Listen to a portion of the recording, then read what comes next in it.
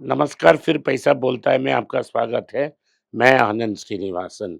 आज रविवार है, आप सबसे मिलने से मुझे बहुत खुशी है और अंकिता जी भी हैं हमारे साथ। वो हिंदी में सवाल पूछेगी, मैं जवाब दूँगा। इसके पहले एक छोटी-सी गुज़ारिश, अगर आपने मेल नहीं भेजा तो हमारे साथ संपर्क करने के लिए ईमेल भेजें, ताकि हम आपका सेवा कर सकें। बोलिए अंकिता जी। सर अभी रिसेंटली मैं जब फ्राइडे को न्यूज़पेपर पढ़ रही थी तो मैंने एक चीज़ पढ़ी कि ईपीएफओ जल्द ही यूपीआई के थ्रू अपना पीएफ विड्रॉल की सुविधा शुरू करने वाला है। तो इससे क्या एम्प्लॉयज़ को फ़ायदा होगा कि वो अपना रिटायरमेंट अच्छा प्लान कर पाएँगे? या फिर ये होगा कि उनका लॉन्ग टर्म इन्वेस्टमेंट वीक पड़ता जाएगा क्योंकि वो जल्दी विथड्रॉल कर न सकते हैं? ये दूसरा ही सही है ना। पीएफ का आइडिया क्या था कि आप जब नौकरी जॉइन करेंगे, जब तक आप रिटायरमेंट की एज तक नहीं आएँगे, हर महीने थोड़ा-थोड़ा पैसा लेके पीएफ में हुँ, जमाएँगे और हुँ, पीएफ उसको प्राइमरली गवर्नमेंट सिक्योरिटीज़ में और थोड़ा बहुत स्टॉक मार्केट पे इन्वेस्ट करेंगी। जब आपका रिटायरमेंट होगा, आपको एक लम्प सम मिला अमाउंट मिलेगा। मिलेगा। ओके। अगर सरकार ये कह रही है कि आप यूपीआई के माध्यम से ये विथड्रॉ कर सकते हो, तो हर जाके कोई इमीडिएट ग्रैटिफिकेशन, अगर कोई मुझे कष्ट है टुडे, कोई मुश्किल है मुझे पैसा हुँ, चाहिए, मैं जाके उधर से उठा लूँगा। अभी करेक्ट, पैसा लेना बहुत मुश्किल है, तो मैं और माध्यम की सोच करूँगा, ये लॉन्ग टर्म इन्वेस्टमेंट को करेक्ट। मैं छूऊँगा नहीं। अगर आप इतना आसान बनाएँगे कि मैं जब चाहा पैसा को वापस न ले सकता हुँ, हूँ, तो कौन इन्वेस्ट करेगा? तो ये एक नेगेटिव मूव है, लोगों को इन्वेस्टमेंट नहीं करने देगी, लोगों को इमीडिएटली पैसा को विथड्रॉ करेंगे, जब रिटायरमेंट होगा। अब 2 प्रॉब्लम्स हैं, आप रिटायरमेंट तो 60 में हो ही जाता है, तो क्योंकि नौकरी नहीं है, तो आईटी में 55-56 साल से रिटायर हो जाएँगे और करेक्ट। क्योंकि मेडिसिन इम्प्रूव हुई है ना और हेल्थ केयर भी इम्प्रूव हुई है, लोग 80 इयर्स तक जीवित रहते हैं। तो ब जब रिटायर होने के समय में अगर इंडिया में कोई सोशल सिक्योरिटी नहीं है, सरकार आपको पेंशन नहीं देती है, तो अगर पीएफ को भी मैंने खाली कर ली, तो 20 साल मैं कैसे जीऊँगा? Correct, correct. यही प्रॉब्लम है।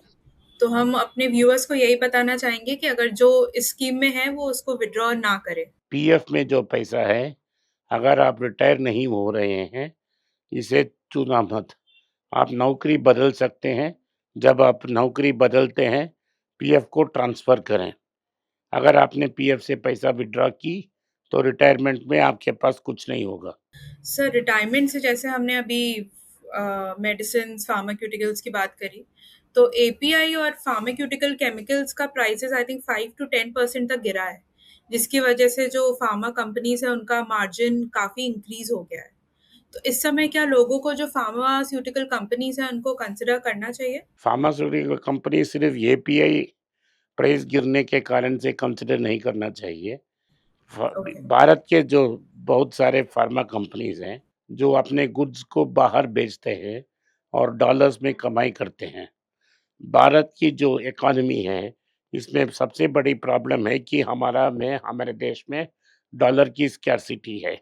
जो भी सेक्टर डॉलर में कमाती है, वो सेक्टर फ़ेवरेबल होगा। सो मेरा करेक्ट। ओपिनियन में आपको फार्मा स्टॉक्स कंसिडर करना पड़ेगा, क्योंकि जो बड़े फार्मा स्टॉक्स हैं, जैसे डॉक्टर रेड्डी, सिप्ला, ज़ाइडस, इन जैसे स्टॉक पे वैल्यूएशन भी कम है और कर्ज नहीं है।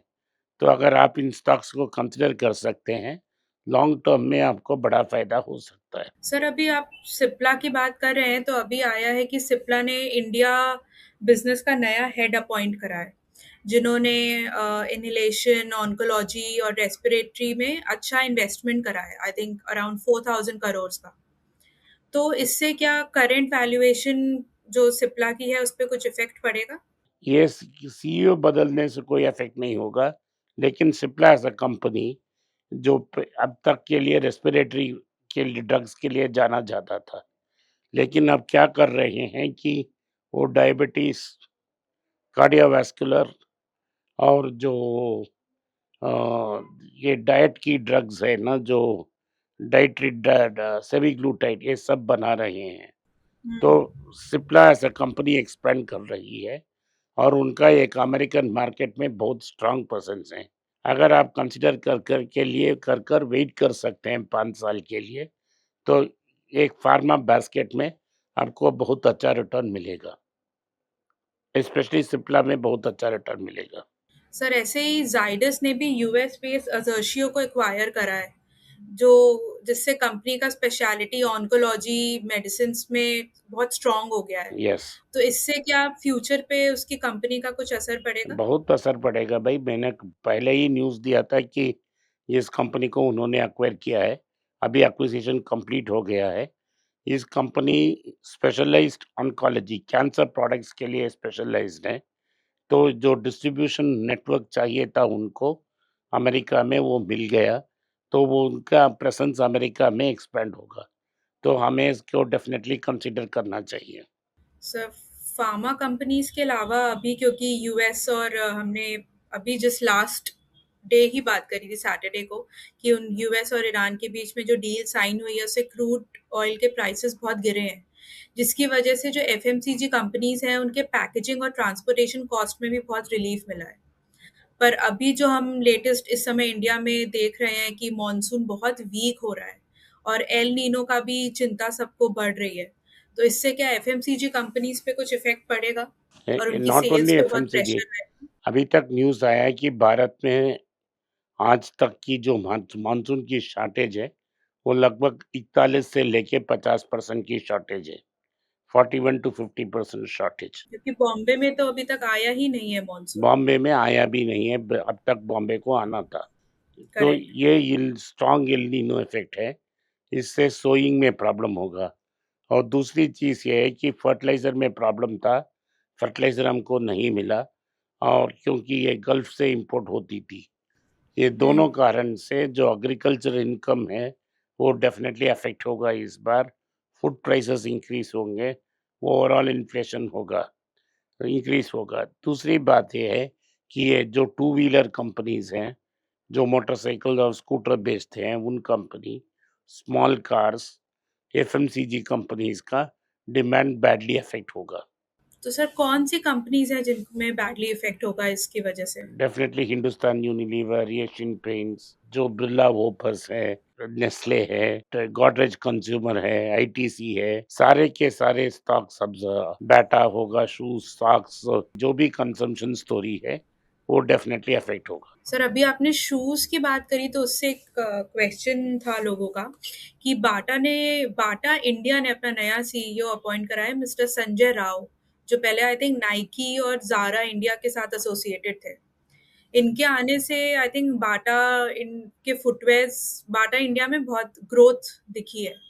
तो इससे क्या ये फ़र्क होगा कि बाटा इंडिया और फुटवेयर सेक्टर में अपना स्ट्रॉन्ग बन सकता है और? एक ज़माने में ये बहुत स्ट्रॉन्ग था, लेकिन अब क्या हो गया, आप जैसा लोगों ने नाइकी, एडिडास, पूमा के थ्रू मूव हो गए, राइट?